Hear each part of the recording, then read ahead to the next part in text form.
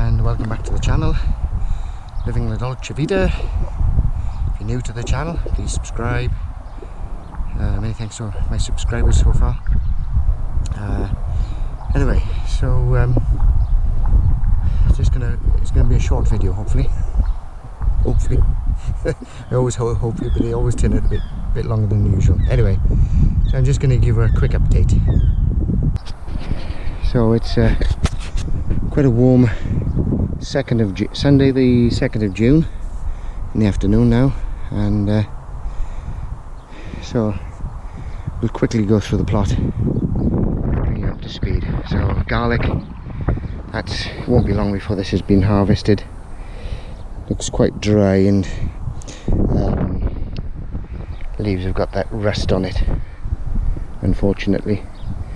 But next year, or for next year, I'm going to grow some in the greenhouse and see if there's any difference. So garlic, some broad beans, obviously. I'm not quite sure. As you can see, the height here compared to these, and they were more or less planted at the same time, so not sure why those are thriving better than these, but there we are. My onions and my shallots, they're just progressing. My runner beans, white seeded variety, coming up now. I've planted some more seeds in the back garden, etc., so if I get any misses, then I'll fill up the gaps. I planted some Lldv seeds up there as well, but they haven't come, so I don't know what to do about that. I think it's going to be too late for this year. If I've got any spare runner bean plants, I'll just put them up there for now. This bed is going to be hopefully cauliflowers that are coming in at home. Yeah, so this year's been basically a catch-up and trying to fit stuff in from down the bottom plot. Strawberry bed, probably won't get much out of this year.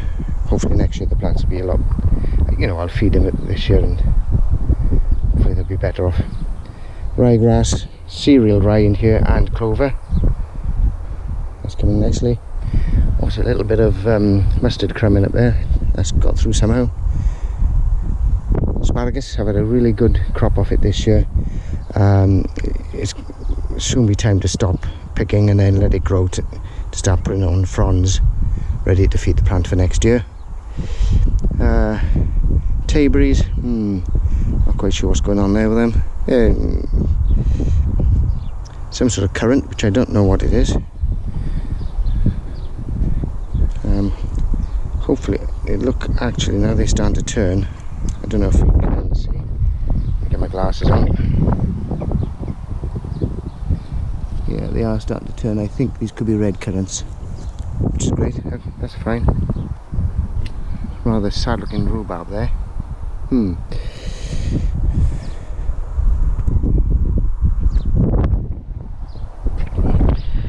So I've transplanted from the greenhouse some sunflowers. So that's put them on the ends of the rows, as it were. There's one there, one up there, one up there, and one here.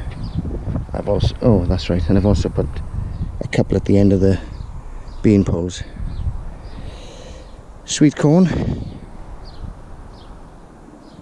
which I've had to buy, unfortunately.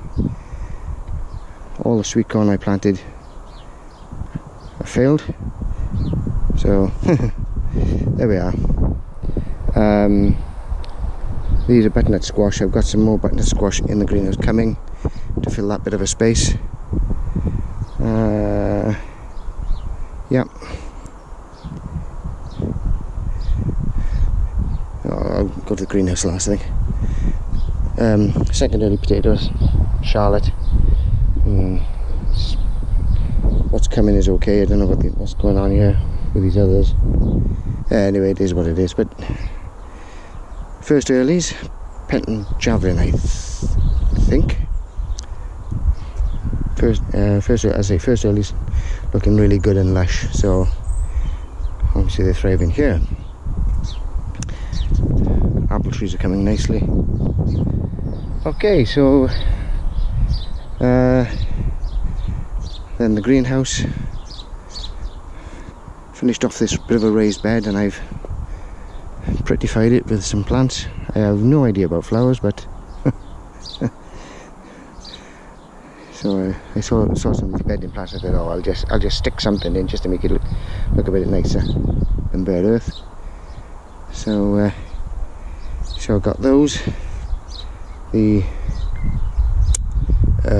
sweet corn, butternut squash. I bought an aubergine plant and a chili plant. Was there anything else? I can't remember now. Yeah, I think that's the lot. So all that was for less than 20 quid. So, do you know what? I can't complain about that. Right, let's go into the greenhouse, see what temperature we're looking at, because I've been working in here this morning. Oh, what is the temperature? So, we're looking at the moment 80. Is that 82? About 84. I'll tell you what, I'll reset it. It's easy that way. That'll tell me what it is. Well, there we are. 85.6 Fahrenheit. What is that? Celsius, which is 29.8 Celsius. Centigrade, Celsius. Let's find out what the difference is. I'm still working in Fahrenheit. Anyway, so quite warm in here. So my French beans are coming up. My dwarf French beans are coming up along the edge there, and some down here. Basil coming up nicely. Obviously my tomatoes. Now, this cherry tomato broke, so luckily there was a side shoot. So I'm going to obviously let the side shoot grow as the main leader. Tomatoes. There's my aubergine plant there, and I'll tell you about that shortly. A little bit of lettuce to transplant at some point. Cucumbers, another tomato, and a chili. Yes. Right, aubergine. So I was unsure as to how, to train it or whatever. And the book said just let it get to 12 inches high, stake it out, 12 inches high, pick out the growing tip, and that's it. And I thought, okay. But there was something in the back of my mind. I thought to myself, that doesn't sound right compared to some other ways I've heard about growing it. So I went to Charles Dowding, and his plants are coming up right up here. So what he suggested was to plant the plant, bury some string. More about that in a minute. And then it'll grow up. One good side shoot will come out, and then use the main and the side shoot to go to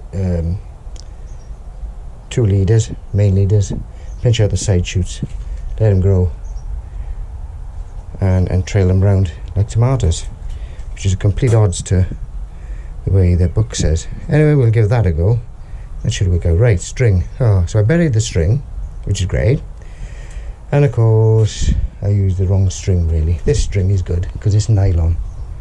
Nothing that won't rot. Well, it may rot over time.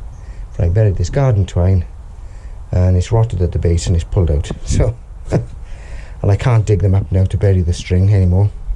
So what I'm going to have to do is get some short lengths of cane somehow and tie the string to that.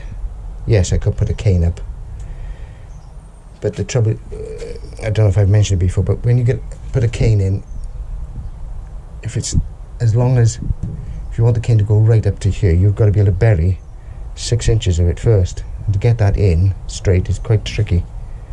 If I get it ground level to here and then bury it, means the top of the cane is short by about whatever the amount you've buried it. So, and as you can see, it's flopping over now. So I've got to replace every single one of these green lines. Put a cane in, because they've all pulled out, because they've rotted. Why did I not think of that? But there we are. Right, so that's a catch-up. Plans going forward, well, obviously won't be that much longer now before I start harvesting my first earlies. I think they said about 10 weeks. In the greenhouse, I don't know, is there anything else?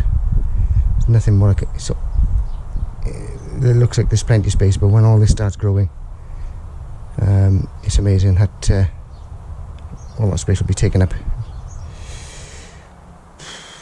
Yeah, so greenhouse is basically done now. This patch here, sweet corn, I'm probably going to put courgettes here, more than likely. Another couple of butternut squashes, and I'll be training them up this trellis. Right. Not letting it go across the ground. So another couple of plants going in here somewhere. Oh, peas are going to go in there eventually. I put seeds in, but I've also got some coming in a bit of gutter at home as well. So if they don't come up, at least I've got some coming up somewhere else. This patch, not sure yet, probably brassicas of some description. Yeah.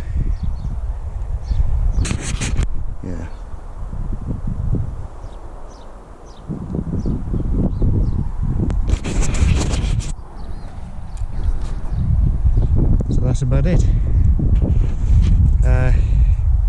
Yeah, I haven't quite finally, settled what's going to go where, because my instinct is to move these fruit bushes behind me to somewhere else, but I don't know. So I'm running out of space now. Anyway, I'll keep you up to speed on that and up to date. Don't think there's any more, and I shall see you in the next one. And as I say, many thanks to all my subscribers, and enjoy the weather while we've got it. I'll see you in the next one. Bye for now.